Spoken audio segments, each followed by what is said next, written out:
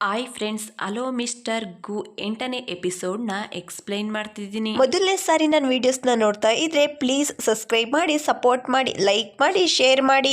ನಾನ್ಸಾಗೆ ಅವ್ನ ಪ್ರಾಜೆಕ್ಟ್ನಲ್ಲಿ ಪ್ರಾಬ್ಲಮ್ ಆಗಿದೆ ಅಂತ ಗೊತ್ತಾಗುತ್ತೆ. ಜಿನ್ಗೆ ಹೇಳ್ತಾನೆ ಪ್ರಾಜೆಕ್ಟ್ನ ಟರ್ಮಿನೇಟ್ ಮಾಡೋದಕ್ಕೆ. ಆಗ ಜಿನ್ ಹೇಳ್ತಾಳೆ ಅದೀಗ ಸಾಧ್ಯ ಇಲ್ಲ, ನಾವು ಟರ್ಮಿನೇಟ್ ಮಾಡಿದ್ರೆ ಅವರಿಗೆ ಕಾಂಪನ್ಸೇಷನ್ ಹಣ ಕೊಡಬೇಕಾಗುತ್ತೆ. ಆದ್ರೆ ನಾನ್ಸನ್ಗೆ ಅದೇನೇ ಆದ್ರೂ ಪರವಾಗಿಲ್ಲ, ಟರ್ಮಿನೇಟ್ ಮಾಡಬೇಕು ಅಂತ ಹೇಳ್ತಾನೆ. ಮತ್ತೊಂದ್ ಕಡೆ ಜೆನ್ಸಿ ಟೆನ್ಷನ್ ಮಾಡ್ಕೊಂಡು ನಾನ್ಸನ್ಗೆ ಮೆಸೇಜ್ ಮೇಲೆ ಮೆಸೇಜ್ ಮಾಡ್ತಾನೆ ಇರ್ತಾಳೆ.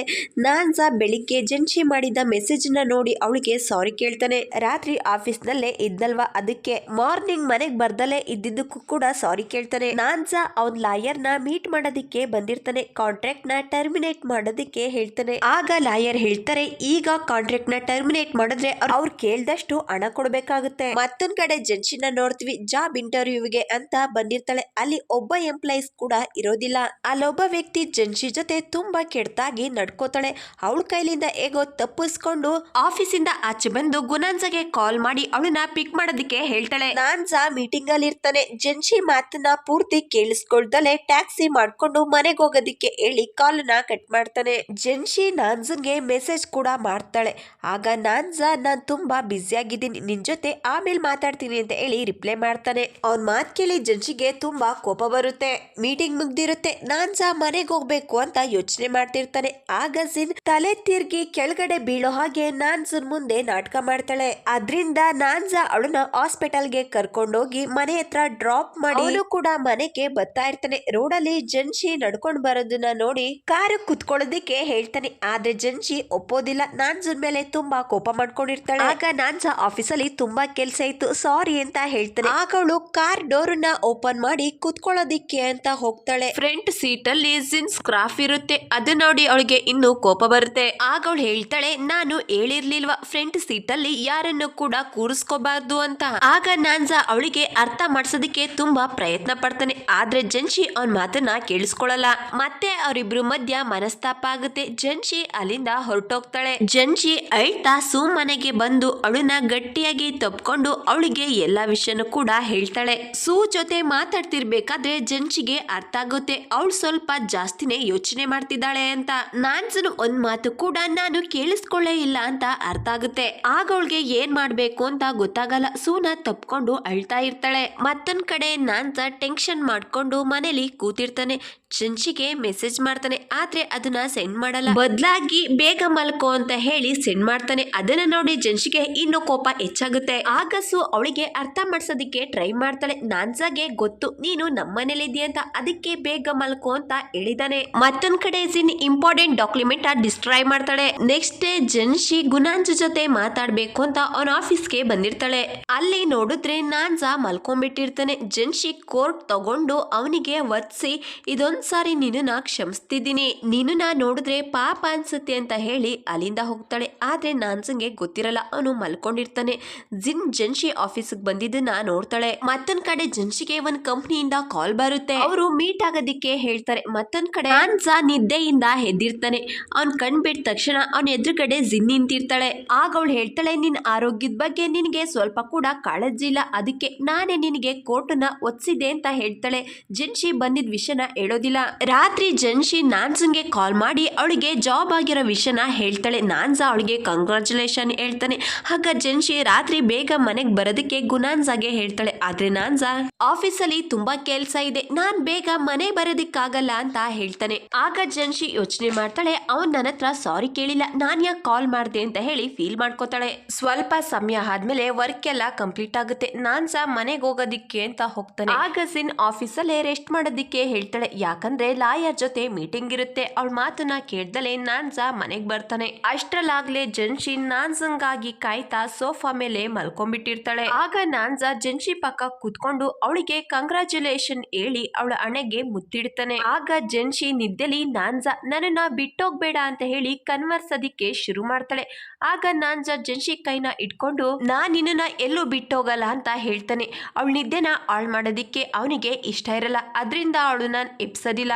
ಮಾರ್ನಿಂಗ್ ಜೆನ್ಶಿ ಎದ್ದು ನೋಡ್ತಾಳೆ, ಅವಳಿಗಾಗಿ ಬ್ರೇಕ್ಫಾಸ್ಟ್ ರೆಡಿ ಇರುತ್ತೆ. ಆಗ ಅವಳಿಗೆ ಅರ್ಥ ಆಗುತ್ತೆ ನಾನ್ಸಾ ಮನೆಗೆ ಬಂದಿದ್ದಾನೆ ಅಂತ. ಓಡ್ಕೊಂಡು ಬಂದು ರೂಮಲ್ಲಿ ನೋಡ್ತಾಳೆ, ಆದ್ರೆ ಅವನು ಅಲ್ಲಿ ಇರೋದಿಲ್ಲ. ಆಗ್ಲೇ ಅವನು ಆಫೀಸ್ಗೆ ಹೊರಟೋಗಿರ್ತಾನೆ. ಆದ್ರೂ ಕೂಡ ಜೆನ್ಶಿಗೆ ಖುಷಿ ಆಗುತ್ತೆ, ಅವಳಿಗಾಗಿ ಬ್ರೇಕ್ಫಾಸ್ಟ್ ನ ರೆಡಿ ಮಾಡಿದ್ರಿಂದ. ನಾನ್ಸನ ಆಫೀಸಲ್ಲಿ ನೋಡ್ತೀವಿ, ಕಾಂಪನ್ಸೇಷನ್ ಹಣ ಕೊಡೋದಿಕ್ಕೆ ಕಂಪ್ನಿನಲ್ಲಿ ಅಮೌಂಟ್ ಕಡಿಮೆ ಇರುತ್ತೆ, ಅದ್ರಿಂದ ಅವ್ನ ಪ್ರಾಪರ್ಟಿನ ಸೇಲ್ ಮಾಡೋದಿಕ್ಕೆ ಹೇಳ್ತಾನೆ. ಆಗ ಸಾಂಗ್ ಹೇಳ್ತಾನೆ, ಪ್ರಾಪರ್ಟಿ ಸೇಲ್ ಮಾಡಿದ್ರು ಹಣ ಕೊಡೋದಿಕ್ಕೆ ಆಗೋದಿಲ್ಲ, ನೀವಿರೋ ಮನೆನೂ ಕೂಡ ಸೇಲ್ ಮಾಡಬೇಕು ಅಂತ. ಆ ವಿಷಯದ ಬಗ್ಗೆ ಯೋಚನೆ ಮಾಡೋದಿಕ್ಕೆ ಶುರು ಮಾಡ್ತಾನೆ. ಜೆನ್ಶಿ ಜೊತೆ ಸೂಪರ್ ಮಾರ್ಕೆಟ್ಗೆ ಬಂದಿರ್ತಾನೆ. ಆಗ ಅವನು ಜೆನ್ಶಿ ಜೊತೆ ಸುಳ್ಳು ಹೇಳ್ತಾನೆ, ನನ್ ಮನೆ ಆಫೀಸಿಂದ ದೂರ ಇದೆ, ಅದಕ್ಕೆ ಹೊಸ ಮನೆನ ಹುಡುಕ್ತಿದೀನಿ, ನೀನ್ ಸ್ವಲ್ಪ ದಿವಸ ಮನೇಲೆ ಇರ್ಬೇಕು, ಸಾಮಾನುನೆಲ್ಲ ಶಿಫ್ಟ್ ಮಾಡಿದ್ಮೇಲೆ ಹೊಸ ಮನೆಗೆ ಬಾ ಅಂತ ಹೇಳ್ತಾನೆ. ಜೆನ್ಶಿ ಅವನ ಮಾತಿಗೆ ಒಪ್ಕೋತಾನೆ. ಅದೇ ಸಮಯಕ್ಕೆ ಜಿನ್ನಿಂದ ಕಾಲ್ ಬರುತ್ತೆ, ಆಫೀಸ್ ಪಕ್ಕ ನಂದೊಂದು ಹಳೆ ಮನೆ ಇದೆ, ಖಾಲಿ ಇದೆ, ನೀನ್ ಬೇಕಾದ್ರೆ ಅಲ್ಲಿರಬಹುದು ಅಂತ ಹೇಳ್ತಾಳೆ. ನಾನ್ಸ ಒಪ್ಕೊಂಡು ನನಗೆ ಮನೆ ನೋಡೋದಿಕ್ಕೆ ಸಮಯ ಇಲ್ಲ, ಥ್ಯಾಂಕ್ ಯು ಅಂತ ಹೇಳಿ ಕಾಲ್ ಕಟ್ ಮಾಡ್ತಾನೆ. ನೆಕ್ಸ್ಟ್ ಡೇ ಜಿನ್ ನಾನ್ಸಂಗೆ ಮನೆ ಶಿಫ್ಟ್ ಮಾಡೋದಿಕ್ಕೆ ಹೆಲ್ಪ್ ಮಾಡೋದಿಕ್ಕೆ ಅಂತ ಬಂದಿರ್ತಾಳೆ. ಜೆನ್ಶಿ ಅವಳನ್ನ ನೋಡಿ ತುಂಬಾ ಕೋಪ ಮಾಡ್ಕೋತಾಳೆ. ಆಗ ಅವಳು ಕೇಳ್ತಾಳೆ, ನೀನೇನ್ ಮಾಡ್ತಿದ್ಯಾ ಇಲ್ಲಿ? ಆಗ ಜಿನ್ ಹೇಳ್ತಾಳೆ, ನಾನ್ಸ ನಿನ್ಗೆ ಹೇಳಿಲ್ವಾ ನನ್ ಮನೆಗೆ ಶಿಫ್ಟ್ ಆಗ್ತಿದ್ದಾನೆ. ಮಾತ್ ಕೇಳಿ ಜೆನ್ಶಿಗೆ ಇನ್ನು ಕೋಪ ಹೆಚ್ಚಾಗುತ್ತೆ. ವಾಶ್ರೂಮ್ ಅಲ್ಲಿ ನಲ್ಲಿ ಆನ್ ಮಾಡಿದ್ಲಲ್ವಾ ಅದ್ರ ಬಗ್ಗೆ ಕೇಳ್ತಾಳೆ, ಆದ್ರೆ ಜಿನ್ ಯಾವುದೇ ಉತ್ತರ ಕೂಡ ಕೊಡೋದಿಲ್ಲ. ಕತ್ ಬಗ್ಗಿಸ್ಕೊಂಡು ನಿಂತಿರ್ತಾಳೆ. ಆಗ ಜೆನ್ಶಿ, ನಾನು ನಾನ್ಸನ್ ಗರ್ಲ್ ಫ್ರೆಂಡು, ನೀನ್ ಇದ್ರ ಬಗ್ಗೆ ಉತ್ತರ ಕೊಡ್ಲೇಬೇಕು. ಆಗ ಜಿನ್ ಹೇಳ್ತಾಳೆ, ಅವನ್ ಗರ್ಲ್ ಫ್ರೆಂಡ್ ಆದ್ರೆ ನಾನೇನ್ ಮಾಡ್ಲಿ, ನಾನ್ಸನಿಂದ ದೂರ ಇರು, ಯಾವಾಗ್ಲೂ ನೀನ್ ಅವನಿಗೆ ತೊಂದ್ರೆ ಕೊಡ್ತಾನೆ ಇರ್ತೀಯ. ನಾನ್ಸನ್ಗೆ ಎಂತ ಹುಡ್ಗಿ ಬೇಕು ಅಂದ್ರೆ ಅವನ ಪ್ರಾಬ್ಲಮ್ಸ್ ನ ಅರ್ಥ ಮಾಡ್ಕೊಂಡು ಅವನ ಜೊತೆ ಯಾವಾಗ್ಲೂ ಇರುವಂತ ಹುಡುಗಿ ಬೇಕು, ಅದು ನಂತರ ಅಂತ ಹೇಳಿ ಬಾಕ್ಸ್ ನ ಜೋರಾಗಿ ಇಡ್ತಾಳೆ. ಅದ್ರಲ್ಲಿ ನಾನ್ಸಾ ಜೆನ್ಶಿ ಫೋಟೋಸ್ ಇರುತ್ತೆ. ಆಗ ಅವಳಿಗೆ ಕೋಪ ಬರುತ್ತೆ, ಬಾಕ್ಸ್ ನ ಕಿತ್ಕೊಂಡು ಅವಳನ್ನ ತಳ್ತಾಳೆ.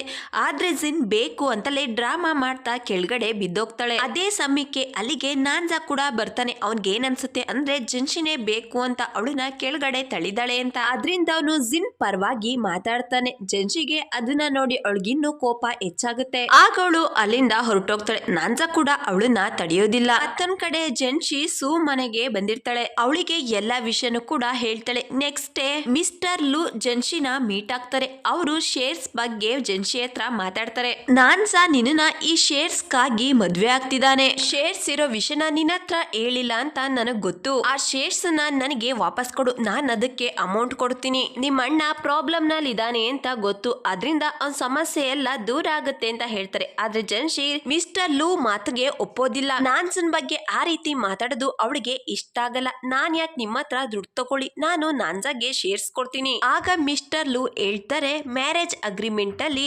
ನಿನಗೇನಾದ್ರೂ ಖರ್ಚಿದ್ರೆ ಪ್ರಾಪರ್ಟಿ ಅಥವಾ ಶೇರ್ಸ್ ನ ಯೂಸ್ ಮಾಡ್ಕೋಬಹುದು ಅಂತ ಬರ್ದಿದ್ದಾರೆ. ಈ ಮದ್ವೆ ಒಂದು ಷಡ್ಯಂತ್ರ, ನಿನ್ನಿಂದ ಎಲ್ಲಾ ಶೇರ್ಸ್ ಅನ್ನು ಕಿತ್ಕೊಳ್ಳೋದಿಕ್ಕೆ ನಾನ್ಸಾ ಮಾಡಿರೋ ಪ್ಲಾನ್ ಇದು ಅಂತ ಹೇಳ್ತಾರೆ. ಆಗ ಜೆನ್ಶಿ ಅಲ್ಲಿಂದ ಎದ್ದೋಗಿ ನಾನ್ಸಂಗೆ ಕಾಲ್ ಮಾಡ್ತಾಳೆ. ನಾನ್ ನಿನ್ ಜೊತೆ ಮಾತಾಡ್ಬೇಕು ಅಂತ ಹೇಳ್ತಾಳೆ. ಆಗ ನಾನ್ಸಾ, ನಾನೀಗ ಮೀಟಿಂಗ್ ಅಲ್ಲಿ ಇದ್ದೀನಿ, ಆಮೇಲೆ ಮಾತಾಡ್ತೀನಿ ಅಂತ ಹೇಳಿ ಕಾಲ್ ಕಟ್ ಮಾಡ್ತಾನೆ. ಆಗ ಜೆನ್ಶಿ ಮೆಸೇಜ್ ಮಾಡಿ ಮೀಟ್ ಮಾಡೋದಿಕ್ಕೆ ಹೇಳ್ತಾಳೆ. ನಾನ್ಸಾ ಎಲ್ಲಾ ಕೆಲ್ಸನು ಮುಗಿಸಿ ಮೀಟ್ ಆಗೋದಿಕ್ಕೆ ಹೋಗ್ತಿರ್ಬೇಕಾದ್ರೆ ಅಲ್ಲಿಗೆ ಜಿನ್ ಬರ್ತಾಳೆ. ಇವತ್ತು ಇನ್ವೆಸ್ಟರ್ ಜೊತೆ ಮೀಟಿಂಗ್ ಇದೆ ಅಂತ ಹೇಳ್ತಾಳೆ. ಆಗ ನಾನ್ಸಾ, ನಾನು ಮನೆಗೆ ಹೋಗ್ಬೇಕು ಅಂತ ಹೇಳ್ತಾನೆ. ಆಗ ಅವಳು, ಇವತ್ತು ಈ ಮೀಟಿಂಗ್ ನಡೀಲಿಲ್ಲ ಅಂದ್ರೆ ಲೇಕ್ಸಿಂಗ್ ಪ್ರಾಜೆಕ್ಟ್ ಕೂಡ ನಿಂತೋಗುತ್ತೆ ಅಂತ ಹೇಳ್ತಾಳೆ. ಆಗ ನಾನ್ಸಂಗೆ ಬೇರೆ ದಾರಿ ಇಲ್ದಲೆ ಆಫೀಸ್ ನಲ್ಲೇ ಉಳ್ಕೋತಾನೆ. ಜೆನ್ಶಿಗೆ ಮೆಸೇಜ್ ಮಾಡಿ ಹೇಳ್ತಾನೆ, ಅರ್ಜೆಂಟ್ ಮೀಟಿಂಗ್ ಇದೆ, ನಾನು ಹೋಗ್ಲೇಬೇಕು, ಅದರಿಂದ ಮನೆಗೆ ಬರೋದಿಕ್ಕಾಗಲ್ಲ ಅಂತ ಹೇಳಿ ಮೆಸೇಜ್ ಮಾಡಿರ್ತಾನೆ. ಈಗ ನಾವು ಜೆನ್ಶಿನ ನೋಡ್ತೀವಿ, ಅವರಿಬ್ರು ಸಂಬಂಧ ಅಷ್ಟು ಚೆನ್ನಾಗಿಲ್ಲ.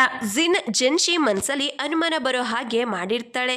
ಶೇರ್ಸ್ ವಿಷಯದಿಂದ ಅವಳ ಮನ್ಸಿಗೆ ತುಂಬಾನೇ ನೋವಾಗಿರುತ್ತೆ. ಅದರಿಂದ ಅವಳು ಗಟ್ಟಿಯಾಗಿ ನಿರ್ಧಾರ ಮಾಡ್ತಾಳೆ. ಮ್ಯಾರೇಜ್ ಅಗ್ರಿಮೆಂಟ್ ಟರ್ಮಿನೇಷನ್ ಡಾಕ್ಯುಮೆಂಟ್ ನ ರೆಡಿ ಮಾಡಿ ಗುನಾನ್ಸಾಗೆ ಸೆಂಡ್ ಮಾಡ್ತಾಳೆ. ನಾನ್ಸಾ ಎಲ್ಲಾ ಕೆಲ್ಸನು ಮುಗಿಸಿ ಜೆನ್ಶಿ ಕಳ್ಸಿದ್ದ ಮೇಲನ್ನ ನೋಡ್ತಾನೆ. ಫುಲ್ ಶಾಕ್ ಆಗಿ ಬೇಜಾರಿಂದ ಕತ್ ಪಗಿಸ್ಕೊಂಡು ಕೂತಿರ್ತಾನೆ. ಅಲ್ಲಿಗೆ ಜಿನ್ ಬರ್ತಾಳೆ. ಜೆನ್ಶಿ ಮಾಡಿದ್ದ ಮೇಲನ್ನ ನೋಡಿ ಅವಳಿಗೆ ತುಂಬಾನೇ ಖುಷಿ ಆಗುತ್ತೆ.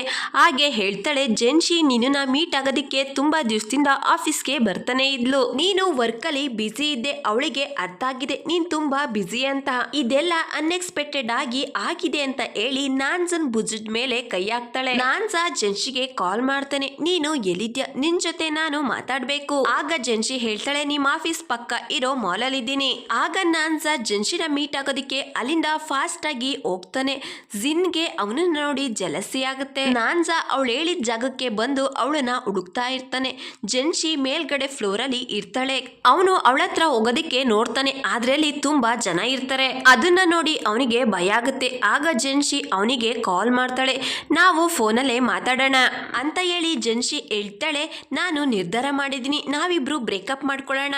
ನಾನ್ ಇನ್ನೂ ಕೂಡ ನಿನಗೆ ತೊಂದರೆ ಕೊಡೋದಕ್ಕೆ ಇಷ್ಟಪಡಲ್ಲ ಅಂತ ಹೇಳ್ತಾಳೆ. ಆಗ ನಾನ್ಸ ಹೇಳ್ತಾನೆ, ನಾನ್ ನಿನ್ ಜೊತೆ ಇರೋದಕ್ಕೆ ಇಷ್ಟಪಡ್ತೀನಿ, ನಿನ್ನ ಅವಶ್ಯಕತೆ ನನಗೀಗ ತುಂಬಾ ಇದೆ. ಆಗ ಜೆನ್ಶಿ ಹೇಳ್ತಾಳೆ, ಹೌದು ನನ್ಗೆ ಗೊತ್ತಿದೆ, ನನ್ನ ಅವಶ್ಯಕತೆ ನಿನ್ಗೆ ತುಂಬಾ ಇದೆ, ಆದ್ರೆ ನಾನು ಬ್ರೇಕಪ್ ಮಾಡ್ಕೋತಿದ್ದೀನಿ ಅಂತ ಹೇಳಿ ಕಾಲ್ ಕಟ್ ಮಾಡ್ತಾಳೆ. ಆದ್ರೆ ನಾನ್ಸ ಅವಳ ಜೊತೆ ಮಾತಾಡ್ಬೇಕು ಅಂತ ಹೇಳಿ ಧೈರ್ಯ ಮಾಡಿ ಹೋಗೋದಿಕ್ಕೆ ಅಂತ ಹೋಗ್ತಾನೆ. ಜೆನ್ಶಿಗೆ ನಾನ್ಸನ್ನ ಈ ರೀತಿ ನೋಡಿ ಅವಳು ಅಳೋದಿಕ್ಕೆ ಶುರು ಮಾಡ್ತಾಳೆ. ನಾನ್ ಎಲ್ಲಿವರೆಗೂ ಇಲ್ಲೇ ಇರ್ತೀನಿ ಅಲ್ಲಿವರೆಗೂ ನಾನ್ಸ ಮೇಲ್ಗಡೆ ಬರೋದಿಕ್ಕೆ ಟ್ರೈ ಮಾಡ್ತಾನೆ ಇರ್ತಾನೆ ಅಂತ ಹೇಳಿ ಅಲ್ಲಿಂದ ಹೊರಟೋಗ್ತಾಳೆ. ಜೆನ್ಶಿ ಅಲ್ಲಿ ಇಲ್ದಲೇ ಇರೋದನ್ನ ನೋಡಿ ನಾನ್ಸ ಕೂತ್ಕೊಂಡು ಅಳೋದಿಕ್ಕೆ ಶುರು ಮಾಡ್ತಾನೆ.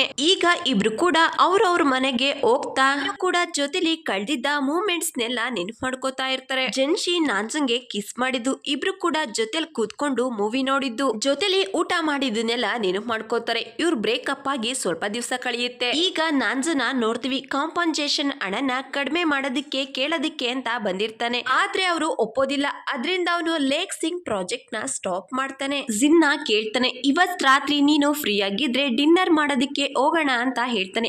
ಅವ್ನ ಮಾತನ್ನ ಕೇಳಿ ಜಿನ್ಗೆ ತುಂಬಾನೇ ಖುಷಿ ಆಗುತ್ತೆ. ಹೋಗೋಣ ಅಂತ ಒಪ್ಕೋತಾಳೆ. ಡಿನ್ನರ್ ಮಾಡ್ತಿರ್ಬೇಕಾದ್ರೆ ನಾನ್ಸಂಗೆ ಹೇಳ್ತಾಳೆ, ಜೆನ್ಶಿನ ಮರ್ತು ಒಳ್ಳೆ ಹುಡುಗಿನ ಲೈಫ್ ಪಾರ್ಟ್ನರ್ ಆಗಿ ಮಾಡ್ಕೋಬೇಕು. ಅವಳು ಹೇಗಿರ್ಬೇಕು ಅಂದ್ರೆ ಎಲ್ಲಾ ಸಮಯದಲ್ಲೂ ನಿನ್ಗೆ ಜೊತೆ ಆಗಿರ್ಬೇಕು. ಆಗ ನಾನ್ಸ ಅವಳು ಮಾತಾಡೋದನ್ನ ನಿಲ್ಸೋದಿಕ್ಕೆ ಹೇಳಿ, ಇಷ್ಟು ವರ್ಷ ನಮ್ ಕಂಪ್ನಿಲಿ ಕೆಲಸ ಮಾಡ್ತಿದ್ಯಾ, ಆದ್ರೆ ಇಷ್ಟು ದೊಡ್ಡ ಪ್ರಾಬ್ಲಮ್ ನ ಹೇಗ್ ಮಾಡ್ದೆ.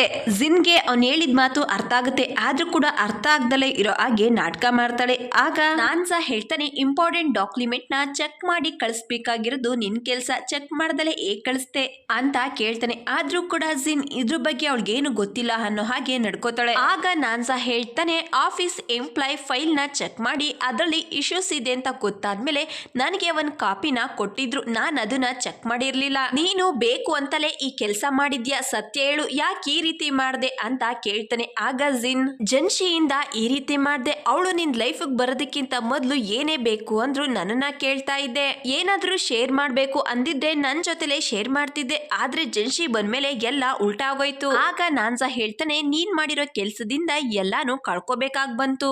ಆಗ ಜಿನ್ ಹೇಳ್ತಾಳೆ, ನಾನ್ಸ ಐ ಲವ್ ಯು ಅಂತ. ಆಗ ನಾನ್ಸ ಹೇಳ್ತಾನೆ, ನಮ್ಮಿಬ್ರು ಸಂಬಂಧ ಬರೀ ಪ್ರೊಫೆಷನಲ್ ಅಷ್ಟೇ, ಕಂಪ್ನಿ ರೂಲ್ಸ್ ಪ್ರಕಾರ ನೀನ್ ಮಾಡಿರೋ ತಪ್ಪನ್ನ ನೀನೇ ಸರಿ ಮಾಡ್ಬೇಕು ಅಂತ ಹೇಳಿ ಅಲ್ಲಿಂದ ಹೋಗ್ತಾನೆ. ನೆಕ್ಸ್ಟ್ ಡೇ ನಾನ್ಸ ಜೆನ್ಶಿಗೆ ಕಾಲ್ ಮಾಡ್ಲೋ ಬೇಡವೋ ಅಂತ ಯೋಚನೆ ಮಾಡ್ತಿರ್ತಾನೆ. ಮತ್ತೊಂದ್ ಕಡೆ ಜೆನ್ಶಿನ ನೋಡ್ತೀವಿ, ಹೊಸ ಮನೇಲಿ ಇರ್ತಾಳೆ. ನಾನ್ಸನ್ಗೆ ಕಾಲ್ ಮಾಡಿ ಹೊಸ ಮನೆ ಅಡ್ರೆಸ್ ಕೊಡ್ತಾಳೆ. ಅಗ್ರಿಮೆಂಟ್ ಟರ್ಮಿನೇಷನ್ ಪೇಪರ್ಗೆ ಸೈನ್ ಮಾಡಿ ಹೊಸ ಮನೆಗೆ ಕಳ್ಸೋದಿಕ್ಕೆ ಕೇಳಿ ಕಾಲ್ ಕಟ್ ಮಾಡ್ತಾಳೆ. ನೆಕ್ಸ್ಟ್ ಸೂ ಜುವಾನ್ ಜೆನ್ಶಿನ ಜೊತೆಲಿ ನೋಡ್ತೀವಿ. ಜೆನ್ಶಿ ಸೂ ಜುವಾನ್ಗೆ ಜೊತೆಲಿ ಲಂಚ್ ಮಾಡೋದಿಕ್ಕೆ ಹೇಳ್ತಾಳೆ. ಆಗ ಜುವಾನ್ ಹೇಳ್ತಾನೆ, ನನ್ನ ಫ್ರೆಂಡ್ ಕೂಡ ನಮ್ ಜೊತೆ ಲಂಚ್ ಬರ್ತಾನೆ ಅಂತ ಹೇಳಿ ತುಂಬಾ ರಿಕ್ವೆಸ್ಟ್ ಮಾಡ್ಕೋತಾನೆ. ಜೆನ್ಶಿ ಕೂಡ ಅವ್ನ ಮಾತ್ಗೆ ಒಪ್ಕೋತಾಳೆ. ನಾನ್ಸ ಜೆನ್ಶಿ ಕಳ್ಸಿದ ಅಡ್ರೆಸ್ಗೆ ಬರ್ತಾನೆ. ಜೆನ್ಶಿ ಬೇರೆ ಹುಡುಗನ್ ಜೊತೆ ಇರೋದನ್ನ ನೋಡಿ ಅಲ್ಲೇ ಬಚ್ಚಿಟ್ಕೋತಾನೆ. ಅವರಿಬ್ರು ಮಾತಾಡೋದನ್ನ ಕೇಳಿಸ್ಕೋತಾನೆ. ಆಗ ಅವನ್ಗೆ ಅರ್ಥ ಆಗುತ್ತೆ ಆ ಹುಡುಗ ಜುವಾನ್ ಫ್ರೆಂಡು ಅಂತ. ಇವರಿಬ್ರಿಗೂ ಮೊದ್ಲೇ ಪರಿಚಯ ಇರುತ್ತೆ. ಅವ್ರನ್ನ ಫಾಲೋ ಮಾಡ್ತಾ ಅವನು ಕೂಡ ರೆಸ್ಟೋರೆಂಟ್ಗೆ ಬರ್ತಾನೆ. ಜೆನ್ಶಿ ಸೂಗೆ ಕಾಲ್ ಮಾಡ್ತಾಳೆ, ಆದ್ರೆ ಅವಳು ಕಾಲನ್ನ ಪಿಕ್ ಮಾಡಲ್ಲ. ಅದರಿಂದ ಜುವಾನ್ಗೆ ಕಾಲ್ ಮಾಡಿ ನೀವ್ ಎಲ್ಲಿದ್ದೀರಾ ಅಂತ ಕೇಳ್ತಾಳೆ. ಆಗ ಜುವಾನ್ ಹೇಳ್ತಾನೆ, ನಾವು ಬಿಸಿ ಇದ್ದೀವಿ, ಬರೋದಿಕ್ಕಾಗಲ್ಲ ಅಂತ ಹೇಳ್ತಾನೆ. ಆಗ ಜೆನ್ಶಿಗೆ ಅರ್ಥ ಆಗುತ್ತೆ ಇವರಿಬ್ರು ಪ್ಲಾನ್ ಮಾಡಿ ಡೇಟಿಂಗ್ಗೆ ಕಳಿಸಿದ್ದಾರೆ ಅಂತ. ಆಗ ಜೆನ್ಶಿ ಸುಮ್ನೆ ಬಂದು ಕುರ್ಚಿ ಮೇಲೆ ಕೂತ್ಕೋತಾಳೆ. ಆಗ ಜುವಾನ್ ಫ್ರೆಂಡು ವಾಶ್ರೂಮ್ಗೆ ಹೋಗ್ಬೇಕು ಅಂತ ಹೋದ್ರೆ ನಾನ್ಸ ಕೂಡ ಅವನ ಹಿಂದೆಲೆ ಹೋಗ್ತಾನೆ. ಆಗ ಅವನು ಕೇಳ್ತಾನೆ, ನಾವಿಬ್ರು ಮೊದ್ಲೇ ಮೀಟ್ ಆಗಿದ್ದು, ನೀವು ಜೆನ್ಶಿನ ಯಾವಾಗ್ಲಿಂದ ನೋಡಿದೀರಾ ಅಂತ ಕೇಳ್ತಾನೆ. ಆಗ ಜುವಾನ್ ಫ್ರೆಂಡ್ ಹೇಳ್ತಾನೆ, ನನಗೆ ಚಿಕ್ಕ ವಯಸ್ಸಿಂದಲೂ ಪರಿಚಯ ಅಂತ. ಆಗ ನಾನ್ಸ ಹೇಳ್ತಾನೆ, ನೀವು ಚಿಕ್ಕ ವಯಸ್ಸಿಂದಲೂ ಜೆನ್ಶಿನ ಇಷ್ಟಪಡ್ತಿದ್ರ? ಆಗ ಹುಡ್ಗ ಹೇಳ್ತಾನೆ, ಹೌದು, ನೋಡೋದಕ್ಕೆ ಎಷ್ಟು ಚೆನ್ನಾಗಿದ್ದಾಳೆ, ಫನ್ನಿಯಾಗಿ ಕ್ಯೂಟ್ ಆಗಿದ್ದಾಳೆ, ಯಾವ ಹುಡ್ಗ ತಾನೇ ಅವಳನ್ನ ಇಷ್ಟಪಡಲ್ಲ ಹೇಳಿ. ನಾವಿಬ್ರು ಡೇಟಿಂಗ್ ಮಾಡಿದ್ರೆ ನಮ್ ರಿಲೇಶನ್ಶಿಪ್ ನ ಮುಂದಕ್ಕೆ ತಗೊಂಡೋಗ್ಬೇಕು ಅಂತ ಅನ್ಕೊಂಡಿದ್ದೀನಿ. ನಾನ್ ಅವಳನ್ನ ತುಂಬಾ ಚೆನ್ನಾಗಿ ನೋಡ್ಕೋತೀನಿ, ಅವಳಿಗೆ ಯಾವುದು ಕೂಡ ಕೊರತೆ ಆಗ್ಬಾರ್ದು ಅಂತ ಹೇಳ್ತಾನೆ. ಅವ್ನ್ ಮಾತ್ ಕೇಳಿ ನಾನ್ಸಂಗೆ ಸ್ವಲ್ಪ ಅಪ್ಸೆಟ್ ಆಗುತ್ತೆ. ಜೆನ್ಶಿನ ತುಂಬಾ ಚೆನ್ನಾಗಿ ನೋಡ್ಕೊಳ್ಳಿ ಅಂತ ಹೇಳಿ ಅಲ್ಲಿಂದ ಹೊರಟೋಗ್ತಾನೆ. ವಾಶ್ರೂಮ್ ಇಂದ ಬಂದು ಜುವಾನ್ ಫ್ರೆಂಡು ಜೆನ್ಶಿಗೆ ಹೇಳ್ತಾನೆ, ವಾಶ್ರೂಮ್ ಅಲ್ಲಿ ಒಬ್ಬ ಹುಡ್ಗ ಸಿಕ್ಕಿದ, ಅವನು ನಿನ್ ಬಗ್ಗೆನೆ ಕೇಳ್ತಾ ಇದ್ದ, ಅವನು ನನಗೆ ಇನ್ನೊಂದು ಮಾತು ಹೇಳ್ದ, ನಿನ್ನ ತುಂಬಾ ಚೆನ್ನಾಗಿ ನೋಡ್ಕೊಳ್ಳೋದಿಕ್ಕೆ ಹೇಳ್ದ ಅಂತ ಹೇಳ್ತಾನೆ. ಆಗ ಜೆನ್ಶಿಗೆ ಅರ್ಥ ಆಗುತ್ತೆ ಅದು ನಾನ್ಸನೇ ಇರಬೇಕು ಅಂತ. ಆ ಹುಡುಗ ಎಲ್ಲಿ ಅಂತ ಕೇಳ್ತಾನೆ. ಹೊರ್ಗಡೆ ಹೋದ ಅಂತ ಹೇಳ್ತಾನೆ. ಆಗ ಜೆನ್ಶಿ ಹೊರ್ಗಡೆ ಬಂದು ನೋಡ್ತಾಳೆ, ಆದ್ರೆ ನಾನ್ಸ ಎಲ್ಲೂ ಕೂಡ ಕಾಣಿಸೋದಿಲ್ಲ. ಆಗ್ಲೇ ಅವನು ಕಾರ್ ಒಳಗಡೆ ಕೂತ್ಕೊಂಡು ಅಲ್ಲಿಂದ ಹೊರಟೋಗ್ತಾನೆ. ಆದ್ರೆ ಜೆನ್ಶಿ ಅದನ್ನ ನೋಡಲ್ಲ. ನಾನ್ಸ ಮನೆಗೆ ಬಂದು ಯೋಚನೆ ಮಾಡ್ತಾನೆ, ಜೆನ್ಶಿ ಮೂವ್ ಆನ್ ಆಗಿದ್ದಾಳೆ, ಆ ಹುಡುಗ ಅವಳನ್ನ ಚೆನ್ನಾಗಿ ನೋಡ್ಕೋತಾನೆ ಅಂತ ಹೇಳಿ ಮ್ಯಾರೇಜ್ ಟರ್ಮಿನೇಷನ್ ಪೇಪರ್ಗೆ ಸೈನ್ ಮಾಡಿ ಜೆನ್ಶಿ ಹೊಸ ಮನೆ ಅಡ್ರೆಸ್ಗೆ ಕಳಿಸ್ತಾನೆ. ಜೆನ್ಶಿ ಸೈನ್ ಮಾಡಿದ ಪೇಪರ್ನ ನೋಡಿ ನಾನ್ಸ ಕೂಡ ಮೂವ್ ಆನ್ ಆಗಿರ್ಬೇಕು ಅಂತ ಹೇಳಿ ಲಾಯರ್ಗೆ ಫೋನ್ ಮಾಡಿ ಕೇಳ್ತಾಳೆ, ನಮ್ಮ ತಂದೆ ಹೆಸರಲ್ಲಿರೋ ಶೇರ್ಸ್ಗೆ ವ್ಯಾಲಿಡ್ ಇದೆಯಾ? ಆಗ ಲಾಯರ್ ಹೇಳ್ತಾರೆ, ಹೌದು, ಈ ವಿಷಯದ ಬಗ್ಗೆ ನಿಮ್ಮ ಅಣ್ಣನ ಜೊತೆ ಮಾತಾಡಿ ಅಂತ ಹೇಳ್ತಾರೆ.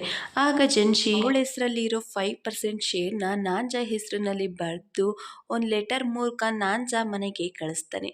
ಆದ್ರೆ ಅವನು ಅದನ್ನ ಓಪನ್ ಮಾಡಿ ನೋಡಲ್ಲ, ಯಾಕಂದ್ರೆ ಅದು ಅಗ್ರಿಮೆಂಟ್ ಟರ್ಮಿನೇಷನ್ ಪೇಪರ್ ಅಂತ ತಿಳ್ಕೊಂಡು ಲಾಕರ್ ನಲ್ಲಿ ಇಡ್ತಾನೆ. ನೆಕ್ಸ್ಟ್ ಡೇ ಜೆನ್ಶಿಗೆ ಕಾಲ್ ಬರುತ್ತೆ. ಆಗ ಅವಳಿಗೆ ಗೊತ್ತಾಗುತ್ತೆ ಅವಳು ಕಾಮಿಕ್ ಪ್ಯಾರಡೈಸ್ 19 ಆನಿಮೇಷನ್ ಆಗಿ ಸೆಲೆಕ್ಟ್ ಆಗಿರುತ್ತೆ. ಅದನ್ನ ಕೇಳಿ ಅವಳಿಗೆ ತುಂಬಾನೇ ಖುಷಿ ಆಗುತ್ತೆ. ಮೀಟಿಂಗ್ ಅಂತ ಆಫೀಸ್ಗೆ ಹೋಗ್ತಾಳೆ. ಜೆನ್ಶಿ ಅಲ್ಲಿಗೆ ಹೋದಾಗ ಅಲ್ಲಿ ಕೆಲಸ ಮಾಡುವಂತ ಎಂಪ್ಲಾಯ್ಗಳು ಮಾತಾಡೋದನ್ನ ಕೇಳಿಸ್ಕೊತಾಳೆ. ಗುನಾನ್ಸಾ ಕಂಪ್ನಿ ತುಂಬಾನೇ ಪ್ರಾಬ್ಲಮ್ಸ್ ಅಲ್ಲಿ ಇದೆ, ಎಲ್ಲಾ ಇನ್ವೆಸ್ಟರ್ ಕೂಡ ಅವ್ರ ಇನ್ವೆಸ್ಟ್ ನ ವಿತ್ಡ್ರಾ ಮಾಡಿದ್ದಾರೆ ಅಂತ ಮಾತಾಡ್ತಿರ್ತಾರೆ. ಅದನ್ನ ಜೆನ್ಶಿ ಕೇಳಿಸ್ಕೊಂಡು ಮತ್ತಷ್ಟು ಇನ್ಫಾರ್ಮೇಶನ್ ನ ಕೇಳ್ತಾಳೆ. ಆಗ ಸ್ಟಾಫ್ ಹೇಳ್ತಾರೆ, ಅವ್ರು ಮಾಡಿದ ಪ್ರಾಜೆಕ್ಟ್ ಅಲ್ಲಿ ಪ್ರಾಬ್ಲಮ್ ಆಗಿ ಆ ಕಂಪ್ನಿ ಓನರು ಅವ್ರ ಪ್ರಾಪರ್ಟಿನೆಲ್ಲ ಸೇಲ್ ಮಾಡಿದ್ದಾರೆ ಅಂತ ಹೇಳ್ತಾರೆ. ಅದನ್ನ ಕೇಳಿ ಜೆನ್ಶಿ ಸ್ವಲ್ಪ ಅಪ್ಸೆಟ್ ಆಗ್ತಾಳೆ. ಜೆನ್ಶಿ ಮೀಟಿಂಗ್ ಬಂದಿರ್ತಾಳೆ. ಆ ಕಂಪ್ನಿ ಸಿಇಒಗೆ ಹೇಳ್ತಾಳೆ ಈ ಪ್ರಾಜೆಕ್ಟ್ ನ ನಾನ್ಸಾ ಕಂಪ್ನಿ ಜೊತೆ ಮಾಡೋದಿಕ್ಕೆ. ಆಗ ಅವರು ಹೇಳ್ತಾರೆ, ಆ ಕಂಪ್ನಿ ಈಗ ತುಂಬಾ ಸಮಸ್ಯೆಯಲ್ಲಿದೆ. ಆಗ ಜೆನ್ಶಿ ಹೇಳ್ತಾಳೆ, ಆ ಕಂಪ್ನಿ ಸಿಇಒ ಮೇಲೆ ನನಗೆ ತುಂಬಾ ನಂಬಿಕೆ ಇದೆ, ನಾನು ಮೊದಲು ಆ ಕಂಪ್ನಿಲಿ ಕೆಲಸ ಮಾಡಿದ್ದೀನಿ ಅಂತ ಹೇಳ್ತಾಳೆ. ಮತ್ತೊಂದ್ ಕಡೆ ಜೆನ್ಶಿ ಸೀನಿಯರು ನಾನ್ಸಾ ಕಂಪ್ನಿನಿ ಕೆಲಸ ಮಾಡೋದಕ್ಕೆ ಒಪ್ಕೊಂಡಿರ್ತಾನೆ. ನಾನ್ಸನ್ಗೆ ಜೆನ್ಶಿ ಪ್ಯಾರಡೈಸ್ 19 ಪ್ರಪೋಸಲ್ ಸಿಗುತ್ತೆ. ಆಗ ಜೆನ್ಶಿ ಸೀನಿಯರ್ ಹೇಳ್ತಾನೆ, ಜೆನ್ಶಿನ ಕೂಡ ವರ್ಕ್ ಮಾಡೋದಿಕ್ಕೆ ಕರೆಯೋಣ. ಆಗ ನಾನ್ಸಾ ಬೇಡ, ಕ್ರಿಯೇಟರ್ಗೆ ಈ ರೀತಿ ಪ್ರಾಬ್ಲಮ್ ಮಾಡೋದು ಸರಿಯಲ್ಲ, ಈಗ ತಾನೇ ನಾವು ಅವ್ರ ಪ್ರಪೋಸಲ್ ನ ಅಕ್ಸೆಪ್ಟ್ ಮಾಡಿದೀವಿ. ಆಗ ಸೀನಿಯರ್ ಹೇಳ್ತಾರೆ, ಜೆನ್ಶಿ ಇಲ್ಲಿಗೆ ಬಂದಿದ್ರೆ ನಿಮ್ ರಿಲೇಶನ್ಶಿಪ್ ಸರಿ ಹೋಗ್ತಿತ್ತು. ಆಗ ನಾನ್ಸಾ ಹೇಳ್ತಾನೆ, ಈಗಾಗ್ಲೇ ನಮ್ದು ಬ್ರೇಕಪ್ ಆಗಿದೆ. ನೆಕ್ಸ್ಟ್ ಡೇ ಜೆನ್ಶಿ ನಾನ್ಸಾ ಕಂಪ್ನಿಗೆ ಬರ್ತಾಳೆ. ಅದನ್ನ ಅವಳು ಸೀನಿಯರ್ ನೋಡಿ ಅಗ್ ಮಾಡ್ಕೊಳ್ಳೋದಿಕ್ಕೆ ಅಂತ ಹೋಗ್ತಾನೆ.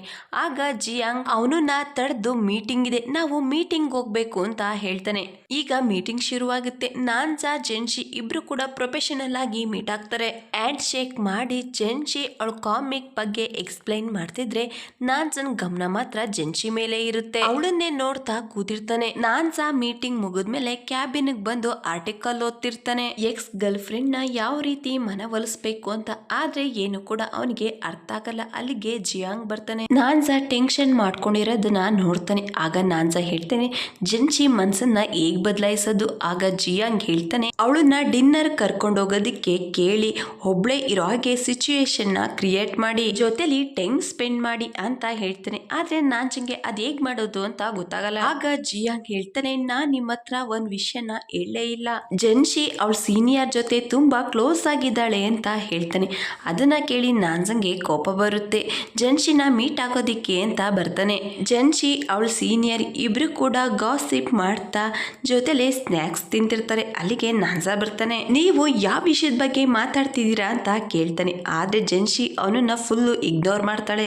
ಆಗ ನಾನ್ಸಾ ಸೀನಿಯರ್ಗೆ ಹೇಳ್ತಾನೆ, ಇನ್ನು 5 ನಿಮಿಷದಲ್ಲಿ ಮೀಟಿಂಗ್ ಇದೆ, ಬೇಗ ಹೋಗಿ ಕೆಲಸ ಮಾಡು ಅಂತ ಹೇಳಿ ಜಿಯಾಂಗ್ ನ ಕರ್ಕೊಂಡು ಕ್ಯಾಬಿನ್ ಬರ್ತಾನೆ. ಅವನ್ ಹೇಳ್ತಾನೆ, ಜೆನ್ಶಿ ಜೊತೆ ಮಾತಾಡೋದಿಕ್ಕೆ ನಾನು ಪ್ರಯತ್ನ ಪಟ್ಟೆ, ಆದ್ರೆ ಅವಳು ನನ್ನನ್ನ ಇಗ್ನೋರ್ ಮಾಡ್ತಿದ್ದಾಳೆ. ಆಗ ಜಿನ್ ಹೇಳ್ತಾನೆ, ನಿಮ್ಮಿಬ್ರದ್ದು ಬ್ರೇಕಪ್ ಆಗಿದೆ, ಮತ್ತ್ಯಾಕ್ ಅವಳು ನಿಮ್ ಜೊತೆ ಮಾತಾಡ್ತಾಳೆ? ಆಗ ನಾನ್ಸಾ ಹೇಳ್ತಾನೆ, ನಾನು ಅವಳ ಜೊತೆ ಬ್ರೇಕಪ್ ಮಾಡ್ಕೋಬೇಕು ಅಂತ ಅನ್ಕೊಳ್ಳಿಲ್ಲ. ಆಗ ಜಿನ್ ಹೇಳ್ತಾನೆ, ಹಾಗಿದ್ರೆ ಬ್ರೇಕಪ್ ಆಗೋದಿಕ್ಕೆ ಕಾರಣ ಏನು ಅಂತ ಮೊದಲು ತಿಳ್ಕೊಳ್ಳಿ. ಬ್ರೇಕಪ್ ಆಗಿದ್ರಿಂದ ನಿಮ್ಗೆ ತುಂಬಾ ಬೇಜಾರಾಗಿದೆ, ನೀವು ಕೂಡ ಬದಲಾಗಿದ್ದೀರಾ. ಈಗ ಮತ್ತೆ ಮೀಟಿಂಗ್ ಶುರುವಾಗಿರುತ್ತೆ. ನಾನ್ಸಾ ಹೇಳ್ತಾನೆ, ಕಾಮಿಕಲಿ ಎಕ್ಸ್ಟ್ರಾ ಕ್ಯಾರೆಕ್ಟ್ ಇದೆ, ನಾವು ಅದನ್ನ ರಿಮೂವ್ ಮಾಡಬೇಕು ಅಂತ ಹೇಳ್ತಾನೆ. ಆಗ ಜೆನ್ಶಿ, ಆ ಕ್ಯಾರೆಕ್ಟರ್ ಅಲ್ಲಿರೋ ಸ್ಟೋರಿ ತುಂಬಾ ಚೆನ್ನಾಗಿದೆ ಅಂತ ಹೇಳ್ತಾಳೆ. ಸುಮ್ನೆ ಕೂತ್ಕೊಳ್ಳೋದಿಕ್ಕೆ ನಾನ್ಸಾ ಜೆನ್ಶಿ ಹೆಸರು ತಗೊಂಡ್ರೆ ಜೆನ್ಶಿ ನಾನ್ಸನ್ ಹೆಸರು ತಗೋತಾಳೆ. ಅದೊಂದ್ ರೀತಿ ಫನ್ನಿ ಆಗಿರುತ್ತೆ. ಜಿಯಾಂಗ್ಗೆ ಗುನಾನ್ಸನ್ ಅಮ್ಮನಿಂದ ಕಾಲ್ ಬರುತ್ತೆ. ಆಗ ಅವ್ರು ಕೇಳ್ತಾರೆ, ನಾನ್ಸಾ ಜೆನ್ಶಿ ರಿಲೇಶನ್ಶಿಪ್ ಹೇಗಿದೆ? ಆಗ ಜಿಯಾಂಗ್ ಹೇಳ್ತಾನೆ, ಅವರಿಬ್ರು ಮಧ್ಯ ಯಾವುದು ಕೂಡ ಸರಿ ಇಲ್ಲ ಅಂತ ಹೇಳ್ತಾನೆ. ಆಗ ನಾನ್ಸುನ್ ಅಮ್ಮ ನಾನೇ ಹೋಗಿ ಎಲ್ಲಾನು ಸರಿ ಮಾಡ್ತೀನಿ ಅಂತ ಹೇಳಿ ಮನಸ್ಸಿನಲ್ಲೇ ಯೋಚನೆ ಮಾಡ್ತಾರೆ. ಮೀಟಿಂಗ್ ಮುಗಿದ್ಮೇಲೆ ಜನ್ಶಿ ಸೀನಿಯರು ನಾನ್ಸುನ ಕೇಳ್ತಾನೆ, ನಿಮ್ದು ನಿಜವಾಗ್ಲೂ ಬ್ರೇಕಪ್ ಆಗಿದ್ಯಾ, ನಾನ್ ಟ್ರೈ ಮಾಡ್ಬೋದಾ ಅಂತ ಕೇಳ್ತಾನೆ. ಅದನ್ನ ಕೇಳಿ ನಾನ್ಸುನ್ಗೆ ಕೋಪ ಬರುತ್ತೆ. ಆದ್ರೂ ಕೂಡ ಹೇಳ್ತಾನೆ, ನಮ್ದು ಬ್ರೇಕಪ್ ಆಗಿದೆ, ನನ್ನನ್ನ ಏನು ಕೇಳ್ಬೇಡ ಅಂತ ಹೇಳ್ತಾನೆ. ಅವ್ನ ಮಾತು ಕೇಳಿ ಜನ್ಶಿ ಸೀನಿಯರ್ಗೆ ತುಂಬಾನೇ ಖುಷಿ ಆಗುತ್ತೆ. ಅವನ ಖುಷಿಗೆ ಮಿತಿನೇ ಇರಲ್ಲ. ಅದೇ ಸಮಯಕ್ಕೆ ಅಲ್ಲಿಗೆ ಜಿಯಾಂಗ್ ಬಂದು ಆಫೀಸ್ ರೂಲ್ಸ್ ಬಗ್ಗೆ ಒಂದು ಬೋರ್ಡನ್ನ ಅವನ ಕೈಗೆ ಕೊಡ್ತಾನೆ. ಅವನು ಹೇಳ್ತಾನೆ, ಎಲ್ಲಾ ರೂಲ್ಸ್ನು ಸರಿಯಾಗಿ ಓದೋದಕ್ಕೆ. ರೂಲ್ಸ್ ಅಲ್ಲಿ ಏನಿರುತ್ತೆ ಅಂದ್ರೆ ಆಫೀಸಲ್ಲಿ ವರ್ಕ್ ಮಾಡೋದಕ್ಕೆ ಡಿಸ್ಟರ್ಬ್ ಆಗುತ್ತೆ, ಅದರಿಂದ ಯಾರು ಕೂಡ ಆಫೀಸ್ ಒಳಗಡೆ ರಿಲೇಶನ್ಶಿಪ್ ನ ಇಟ್ಕೊಳ್ಳೋ ಆಗಿಲ್ಲ. ಅದನ್ನ ನೋಡಿ ಜಿಯಾಂಗ್ ಇದು ಸ್ವಲ್ಪ ಜಾಸ್ತಿನೇ ಆಯ್ತು ಅಂತ ಯೋಚನೆ ಮಾಡ್ತಾನೆ. ನಾನ್ಸಾ ಜೆನ್ಶಿ ಜೊತೆ ಲಂಚ್ಗೆ ಬಂದಿರ್ತಾನೆ. ಅವಳಿಗೆ ಇಷ್ಟವಾದ ಡಿಶಸ್ ನ ಆರ್ಡರ್ ಮಾಡ್ತಾನೆ. ಜೆನ್ಶಿ ಮನಸ್ಸಿನಲ್ಲೇ ಯೋಚನೆ ಮಾಡ್ತಾಳೆ, ನನ್ಗೆ ಇಷ್ಟವಾದ ಡಿಶಸ್ ನ ಇನ್ನು ನೆನ್ಪಿಟ್ಕೊಂಡಿದ್ದಾನ. ಜೆನ್ಶಿ ಹೇಳ್ತಾಳೆ, ನಿನ್ ಕಂಪ್ನಿ ಪ್ರಾಬ್ಲಮ್ ಅಲ್ಲಿ ಇದೆ ಅಂತ ನನ್ಗೆ ಗೊತ್ತಿರ್ಲಿಲ್ಲ. ಈ ಸಮಯದಲ್ಲಿ ನಾನು ಬ್ರೇಕಪ್ ಮಾಡ್ಕೋಬಾರ್ದಿತ್ತು. ನಾನು ನಿನಗೆ ಸಹಾಯ ಮಾಡ್ಬೇಕು ಅಂತ ಅನ್ಕೊಂಡಿದ್ದೀನಿ, ಆದ್ರೆ ನೀನು ನಾನ್ ಬರ್ದಿದ್ ಲೆಟರ್ಗೆ ಯಾವುದೇ ಉತ್ತರ ಕೂಡ ಕೊಟ್ಟಿಲ್ಲ. ನಾನ್ ಸಹ ಆ ಲೆಟರ್ ನ ಓದಿರಲ್ಲ, ಅದರಿಂದ ಅವನು ಸಹಾಯ ಮಾಡಬಹುದು ಅಂತ ಹೇಳ್ತಾನೆ. ಆಗ ಜೆನ್ಶಿ ನನಗೆ ಥ್ಯಾಂಕ್ಸ್ ಹೇಳೋ ಬದಲು ಬೇರೆನೆ ಹೇಳ್ತಿದ್ದಾನೆ ಅಂತ ಯೋಚನೆ ಮಾಡಿ, ನಿನಗೆ ನನ್ನ ಸಹಾಯ ಬೇಕಾದ್ರೆ ಹೇಳು ಅಂತ ಹೇಳಿ ಎದ್ದು ಅಲ್ಲಿಂದ ಹೋಗ್ತಾಳೆ. ನಾನ್ ಸಹ ಮನೆಗೆ ಬಂದು ಜೆನ್ಶಿ ಬರ್ದಿದ್ದ ಲೆಟರ್ ನ ನೋಡ್ತಾನೆ. ಜೆನ್ಶಿ ನಾನ್ಸುನ್ಗೆ ಥ್ಯಾಂಕ್ಸ್ ಹೇಳ್ತಾಳೆ, ಪ್ರತಿ ವಿಷಯದಲ್ಲೂ ನನ್ನ ಜೊತೆ ಇದ್ದಿದ್ದಕ್ಕೆ. ನಿಮ್ ಕಂಪ್ನಿಯಿಂದ ನನ್ನ ಹೆಸರಲ್ಲಿ 5% ಶೇರ್ ಇದೆ, ಅದನ್ನ ನಿನ್ನ ಹೆಸರಿಗೆ ಟ್ರಾನ್ಸ್ಫರ್ ಮಾಡ್ತೀನಿ ಅಂತ ಬರ್ದಿರ್ತಾಳೆ. ಆಗ ನಾನ್ಸುನ್ಗೆ ಅರ್ಥ ಆಗುತ್ತೆ, ಜೆನ್ಶಿಗೆ ಮಿಸ್ಅಂಡರ್ಸ್ಟ್ಯಾಂಡಿಂಗ್ ಆಗಿದೆ, ಶೇರ್ಸ್ಗಾಗಿ ಅವಳನ್ನ ಮದ್ವೆ ಆಗ್ತಿದ್ದೀನಿ ಅಂತ ತಿಳ್ಕೊಂಡಿದ್ದಾಳೆ. ಅದೇ ಸಮಯಕ್ಕೆ ಜೆನ್ಶಿ ಇಂದ ನಾನ್ಸುನ್ಗೆ ಕಾಲ್ ಬರುತ್ತೆ. ಅವಳು ಹೇಳ್ತಾಳೆ, ನಿಮ್ಮಮ್ಮ ನನಗೆ ಕಾಲ್ ಮಾಡಿದ್ರು, ಅವರು ಹಳೆ ಮನೆ ಹತ್ರ ಹೋಗಿದ್ರಂತೆ. ಅಲ್ಲಿಗೆ ಹೋದ್ಮೇಲೆ ಅವ್ರಿಗೆ ಗೊತ್ತಾಗಿದೆ ನೀನು ಅಲ್ಲಿಲ್ಲ ಅಂತ, ಅವರಿಗೆ ಹೊಸ ಮನೆ ಅಡ್ರೆಸ್ ಕೊಟ್ಟಿದ್ದೀನಿ ಅಂತ ಹೇಳ್ತಾಳೆ. ಆಗ ನಾನ್ ಅಮ್ಮ ಬರೋದಕ್ಕಿಂತ ಮೊದ್ಲು ಮನೆಗ್ ಬಾ, ಇದೊಂದ್ಸಾರಿ ಸಹಾಯ ಮಾಡು ಅಂತ ಕೇಳ್ತಾನೆ. ಜೆನ್ಶಿ ಇದು ಕೊನೆ ಸಾರಿ ಅಂತ ಹೇಳಿ ಒಪ್ಕೋತಾಳೆ. ಲಗೇಜ್ ತಗೊಂಡು ನಾನ್ಸ ಮನೆಗೆ ಬರ್ತಾಳೆ. ಅಲ್ಲಿ ಅವರಿಬ್ರು ಜೊತೆ ತೆಗೆಸ್ಕೊಂಡಿದ್ದ ಫೋಟೋಸ್ ಇರುತ್ತೆ. ಅದನ್ನ ನೋಡಿ ಅವಳಿಗೆ ಖುಷಿ ಆಗುತ್ತೆ. ಅಮ್ಮ ಮನೆಗ್ ಬರ್ತಾರೆ. ಅವರಿಬ್ರು ಕೇಳ್ತಾರೆ, ಸಡನ್ ಆಗಿ ನೀವು ಮನೆ ಖಾಲಿ ಮಾಡ್ಕೊಂಡು ಯಾಕೆ ಇಲ್ಲಿಗೆ ಬಂದ್ರಿ? ಆಗ ನಾನ್ಸ ಹೇಳ್ತೇನೆ, ಆಫೀಸ್ಗೆ ಇದು ತುಂಬಾ ಹತ್ರ ಆಗುತ್ತೆ, ಜೆನ್ಶಿಗೆ ಈ ಮನೆ ತುಂಬಾ ಇಷ್ಟ, ಇಲ್ಲಿ ಅಕ್ಕಪಕ್ಕ ರೆಸ್ಟೋರೆಂಟ್ಸ್ ಇದಾವೆ ಅಂತ ಹೇಳ್ತಾನೆ. ಜೆನ್ಶಿ ಹೇಳ್ತಾಳೆ, ಈ ಮನೆ ಜಿಂದು, ನಾವು ರೆಂಟಿಗಿದ್ದೀವಿ ಅಂತ ಹೇಳಿ ಇಬ್ರು ಕೂಡ ಬೇರೆ ಬೇರೆ ಉತ್ತರ ಕೊಡ್ತಾರೆ. ಅದರಿಂದ ಅಮ್ಮಗೆ ಮತ್ತಷ್ಟು ಅನುಮಾನ ಜಾಸ್ತಿ ಆಗುತ್ತೆ. ನನಗೆ ತುಂಬಾ ಹೊಟ್ಟೆ ಹಸ್ವಾಗ್ತಿದೆ, ಪಕ್ಕದಲ್ಲಿ ರೆಸ್ಟೋರೆಂಟ್ ಇದ್ರೆ ಊಟಕ್ಕೆ ಹೋಗೋಣ ಅಂತ ಹೇಳ್ತಾರೆ. ರೆಸ್ಟೋರೆಂಟ್ ಬಂದಿರ್ತಾರೆ. ಇಬ್ರು ಕೂಡ ಸೈಲೆಂಟ್ ಆಗಿರ್ತಾರೆ. ಅದನ್ನ ಅಮ್ಮ ಅಬ್ಸರ್ವ್ ಮಾಡಿ, ನನಗ್ ತುಂಬಾ ಟಯರ್ಡ್ ಆಗಿದೆ, ಈಗ ಮನೆಗೆ ಹೋಗೋದಿಕ್ಕಾಗಲ್ಲ, ಇವತ್ತು ನಿಮ್ಮನೇಲೇ ಇರ್ತೀನಿ. ಆಗ ಗುನಾನ್ಸ ಇರಿಯಮ್ಮ ಅಂತ ಹೇಳ್ತಾನೆ. ಜೆನ್ಶಿ ಗುನಾನ್ಸನ ನೋಡ್ತಿರ್ಬೇಕಾದ್ರೆ ಅವನು ಜೆನ್ಶಿ ಹತ್ರ ರಿಕ್ವೆಸ್ಟ್ ಮಾಡ್ಕೋತಾನೆ, ಪ್ಲೀಸ್ ಇದೊಂದ್ಸಾರಿ ನನ್ಗೆ ಸಹಾಯ ಮಾಡು ಅಂತ ಕೇಳ್ತಾನೆ. ರಾತ್ರಿ ಆಗಿರುತ್ತೆ. ಜೆನ್ಶಿ ನಾನ್ಸ ಅಮ್ಮ ಮನೆಗೆ ಬರ್ತಾರೆ. ಆಗ ಜೆನ್ಶಿ ಕೇಳ್ತಾಳೆ, ನಮ್ಮಿಬ್ರದ್ದು ಬ್ರೇಕಪ್ ಆಗಿದೆ, ಈಗ ನಾವಿಬ್ರು ಒಂದೇ ರೂಮಲ್ಲಿ ಹೇಗ್ ಮಲ್ಕೊಳ್ಳೋದಿಕ್ಕಾಗುತ್ತೆ ಅಂತ ಕೇಳ್ತಾಳೆ. ಇದನ್ನ ನಾನ್ಸ ಅಮ್ಮ ಅಲ್ಲೇ ನಿಂತ್ಕೊಂಡು ಕೇಳಿಸ್ಕೊತಾರೆ. ಆಗ ನಾನ್ಸ ಹೇಳ್ತಾನೆ, ಇವತ್ತು ನೀನ್ ಬರ್ತಿದ್ದ ಲೆಟರ್ ನ ನೋಡ್ದೆ, ನಿನ್ಗೆ ಮಿಸ್ಅಂಡರ್ಸ್ಟ್ಯಾಂಡಿಂಗ್ ಆಗಿದೆ, ಆ ಶೇರ್ಸ್ಗಾಗಿ ನಿನ್ಗೆ ಪ್ರಪೋಸ್ ಮಾಡಿದ್ದೀನಿ ಅಂತ ಅನ್ಕೊಂಡಿದ್ಯಾ ಅಂತ ಕೇಳ್ತಾನೆ. ಆಗ ಜೆನ್ಶಿ ಹೌದು, ಅದಕ್ಕಾಗಿ ನನ್ಗೆ ಪ್ರಪೋಸ್ ಮಾಡಿದ್ದು ಅಂತ ಹೇಳ್ತಾಳೆ. ಅದೇ ಸಮಯಕ್ಕೆ ಅಲ್ಲಿಗೆ ನಾನ್ಸುನ್ ಅಮ್ಮ ಬರ್ತಾರೆ. ಅದರಿಂದ ನಾನ್ಸ ಏನನ್ನು ಕೂಡ ಮಾತಾಡೋದಿಕ್ಕಾಗಲ್ಲ. ನಾನ್ಸುನ್ ಜೊತೆ ಸೂಪರ್ ಮಾರ್ಕೆಟ್ ಹೋಗ್ಬೇಕು ಅಂತ ಹೇಳ್ತಾರೆ. ಇಬ್ರು ಕೂಡ ಹೊರಗಡೆ ಬಂದಿರ್ತಾರೆ. ನನಗ್ ಗೊತ್ತು ನಿಮ್ಮಿಬ್ರಿಗೂ ಬ್ರೇಕಪ್ ಆಗಿದೆ ಅಂತ, ಸತ್ಯ ಹೇಳು ಏನಾಯ್ತು ಅಂತ ಕೇಳ್ತಾರೆ. ಆಗ ನಾನ್ಸ ಹೇಳ್ತಾನೆ, ಸ್ವಲ್ಪ ದಿವಸದಿಂದ ಕಂಪ್ನಿಲಿ ದೊಡ್ಡ ಪ್ರಾಬ್ಲಮ್ ಆಗಿತ್ತು, ಅದರಿಂದ ನಾನು ಕೆಲಸದಲ್ಲಿ ಬ್ಯುಸಿ ಆಗಿದ್ದೆ, ಜೆನ್ಶಿ ಜೊತೆ ಟೈಮ್ ಸ್ಪೆಂಡ್ ಮಾಡೋದಕ್ಕೆ ಆಗ್ಲಿಲ್ಲ. ಅವಳಿಗೆ ಅನ್ಸಿದೆ ನಾನು ಅವಳನ್ನ ಇಗ್ನೋರ್ ಮಾಡ್ತಿದ್ದೀನಿ ಅಂತ. ನನ್ನ ಜಿನ್ ಮಧ್ಯ ಏನೋ ಇದೆ ಅಂತ ಅವಳಿಗೆ ಅನುಮಾನ. ಅಷ್ಟೇ ಅಲ್ಲ, ಆ ಶೇರ್ಸ್ಗಾಗಿ ಅವಳನ್ನ ಮದ್ವೆ ಆಗ್ಬೇಕು ಅಂತ ಅನ್ಕೊಂಡಿದ್ದೀನಿ ಅಂತ ತಪ್ಪು ತಿಳ್ಕೊಂಡಿದ್ದಾಳೆ. ಆಗ ಅಮ್ಮ ಹೇಳ್ತಾರೆ, ಜೆನ್ಶಿಗೆ ಅನ್ಸಿರೋದು ಸರಿಯಾಗಿದೆ, ನೀನು ಜಿನ್ನಿಂದ ದೂರ ಇರಬೇಕಿತ್ತು, ನನಗೆ ಮೊದ್ಲಿಂದಲೂ ಗೊತ್ತಿತ್ತು ಅವಳು ನಿನ್ನನ್ನ ಇಷ್ಟಪಡ್ತಿದ್ದಾಳೆ ಅಂತ. ಜೆನ್ಶಿ ಮನಸ್ಸಿನಲ್ಲಿ ನಿನ್ ಮೇಲೆ ಅನುಮಾನ ಬರೋ ಹಾಗೆ ಏನಾದ್ರೂ ಟ್ರಿಕ್ಸ್ ನ ಯೂಸ್ ಮಾಡಿರ್ತಾಳೆ. ಅವಳ ಜೊತೆ ನೀನು ಟೈಮ್ ಸ್ಪೆಂಡ್ ಮಾಡ್ಬೇಕಿತ್ತು. ನನಗೊಂದು ವಿಷಯ ಹೇಳು, ನೀನು ಈಗ್ಲೂ ಕೂಡ ಜೆನ್ಶಿನ ಇಷ್ಟಪಡ್ತಿದ್ಯಾ ಅಂತ ಕೇಳ್ತಾರೆ. ಆಗ ನಾನ್ಸ ಹೌದು ಅಂತ ಹೇಳ್ತಾನೆ. ಆಗ ಅಮ್ಮ, ಆಗಿದ್ರೆ ನಾನು ಹೇಳ್ದಾಗೆ ನೀನು ಕೇಳಬೇಕು ಅಂತ ಹೇಳ್ತಾರೆ. Thank you for watching.